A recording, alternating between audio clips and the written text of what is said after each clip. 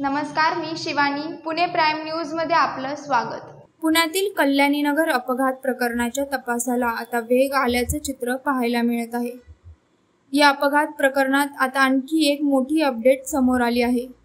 अपघात झाल्यानंतर मुलाचा रक्त नमुना बदलण्यासाठी आरोपीचे वडील विशाल अग्रवाल याने सरकारी डॉक्टरांना 14 फोन कॉल्स केल्याची माहिती समोर आली आहे.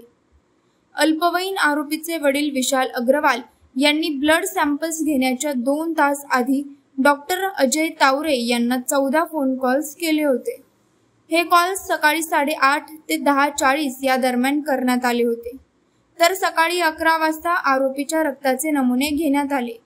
विशेष म्हणजे कोणाला संशय येऊ नये म्हणून व्हॉट्सअप कॉल्स केले गेले होते.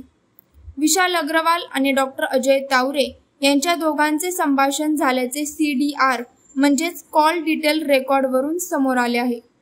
कल्याणी नगर मधील पोर्शे कार अपघात 19 मे रोजी घडला होता. दुसऱ्या दिवशी आरोपीचा रक्त नमुना बदलण्याचा खुलासा पोलिसांनी केला होता.